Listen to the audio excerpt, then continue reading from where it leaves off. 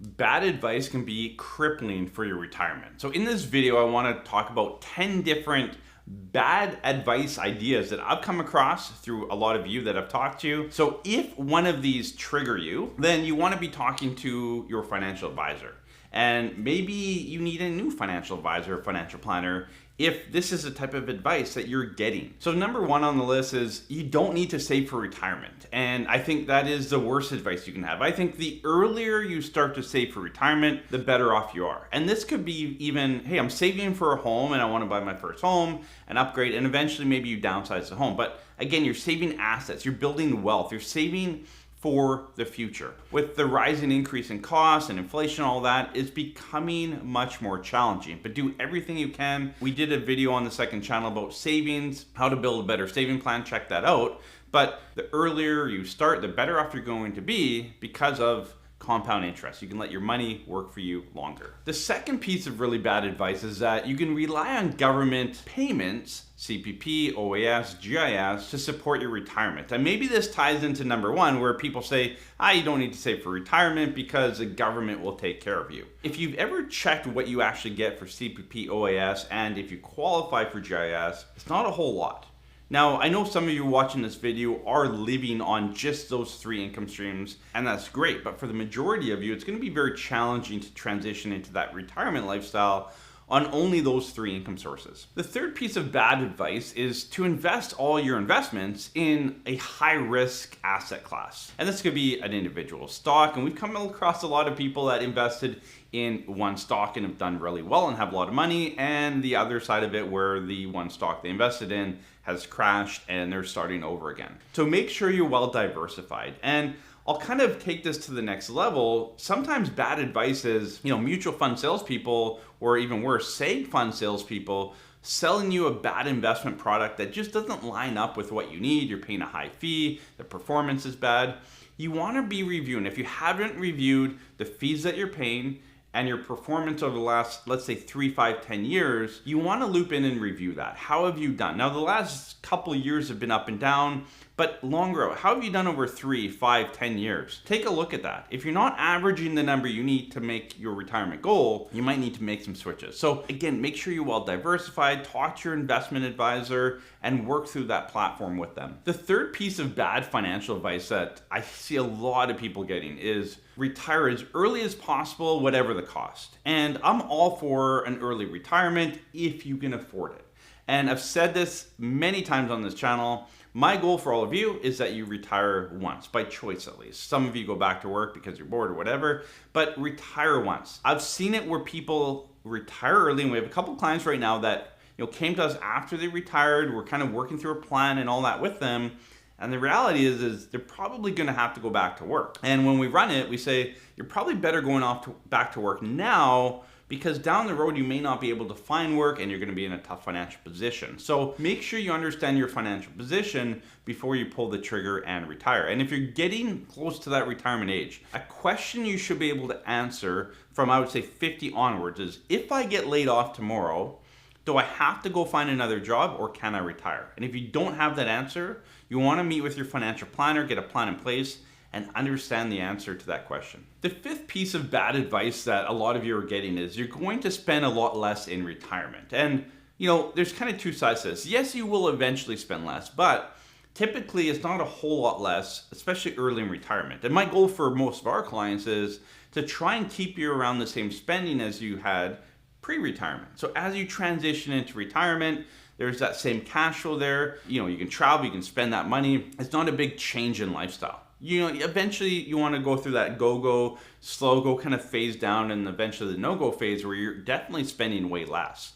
But earlier on in retirement, don't expect to spend drastically less unless you're a very high income earner and a high burn rate spender. And a lot of that's going to go away. Maybe it's a lot of trip travel, all that kind of stuff. But for most of you, the first 5 to 10 years of retirement, typically there's not a huge drop off in spending. It will drop potentially, but ideally not a huge drop off. So if you think that, well, I'm spending whatever, $5,000 a month now, when I retire, it's going to be $2,500. That's probably not going to be the case. So just be prepared for that. The sixth piece of bad advice is avoid estate planning until you're older, until later in life. There's a lot of things, successor beneficiary, successor holder on your TFSA account. That is a piece of estate planning that you need to do basically from 18 onward. When you have a TFSA, if you're married or common law partner, so maybe not 18, but a bit older, if you have a spouse or common law partner, you want them listed as a successor holder on your TFSA account. That is estate planning. People don't think of it as estate planning, but that is, if I die tomorrow, who gets my accounts and how is it rolled over? That's estate planning. Don't leave it until the 11th hour to think about estate planning.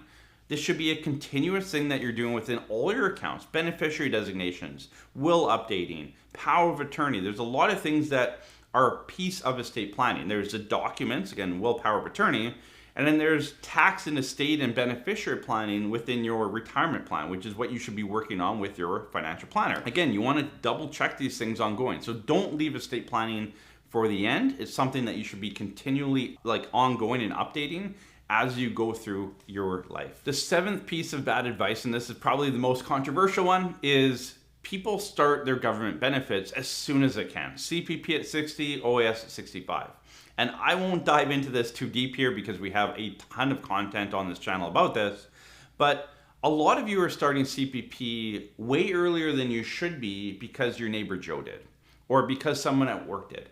And you're getting really bad advice from people that shouldn't be giving you financial advice. Before you start CPP and old age security, talk to a professional that understands the ramifications of financial impact of it before you move forward. And for instance, we just had a client hire us to put a fee for service plan together. When we reviewed the documentation that they gave us, we said, you know what, you want to loop back with Doug Runchie, who's a CPP expert here in Canada, to run some calculations. The client had a mindset of they have a survivor benefit, so at 60 we're going to start CPP. And I'm like, I don't think that's the best decision. But again, there's a lot of number crunching in the background and the calculation becomes quite complicated as well. Anyway, Doug ran the numbers, we just got them back here, and deferring CPP for this client makes the most sense. And we're going to do a separate video on this really soon and kind of break down those numbers for you so you can see it. But there's a lot more that goes into the calculations and the complexity of it than just surface level. The eighth piece of bad advice, and I think this is a really bad piece, is that you should downsize your house and move to a cheaper area. And I did a video a while ago on this about kind of healthcare. And as we age, we need more healthcare. And if you sell in a metropolitan area, let's say I'm in Langley, so I have a hospital a couple minutes away here, and if I move out to Timbuktu, well, there's no hospital, there's no care aides, there's no support around there. So yes, you could downsize, but make sure that you stay around medical support. And that could be hospital, care facility, whatever it is, or even family to help you out. The downsizing, sure, that might make sense for you, get some of that equity out of the house. That's not what this is about. It's, hey, you should downsize and move way over there, away from everything that you've known for the last 30, 40, 50 years. You're moving away from friends, what you're used to, but most importantly, and you may not be thinking about this now, but it will come up down the road, is, okay, I don't have a hospital nearby, or care people can't come out to my house, too far away. You need to think about this stuff as you enter into retirement. Number 9 is you can catch up on retirement savings later in life. Enjoy life while you're young, 20s, 30s, 40s, spend money, enjoy it, treat the kids if you have them, go on lots of trips. Retirement's down the road. You can start saving for that down the road. The reality is you need to start saving as soon as possible. Hopefully you learned at some point along the way the power of compound interest. Have your money working for you and compounding on itself. And if you can let your money work for you and compound on itself, obviously the longer it has to work, the more money you're going to have at the end of the day. And it's really tough if you're going to start kind of plowing away, and a lot of people do. It's hard to save, mortgage and kids and all that. Life is busy and it's expensive. And you hit a point where maybe you're an empty nester or you got a raise at work, and kind of that 50 plus is kind of that sweet spot for more cash flow. And that's great. Start pounding away and save as much as you can. But before that point, You need to be saving as much as you can towards retirement. And again, make sure you're putting your money in the right place. Your money's working for you. You're not paying too much debt and interest and all that kind of stuff. The 10th and final bad piece of advice is that retirement planning is a one-time task. And it's a one-time task today, but you need to continually update it.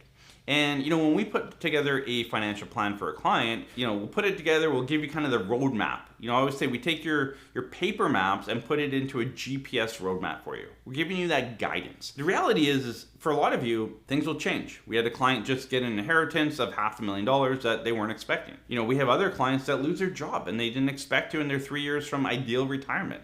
These things happen. Some clients maybe don't need an update, but that's few and far between. Ideally, you never need an update, but we know life happens. So make sure that as life happens, you're continually getting your plan updated.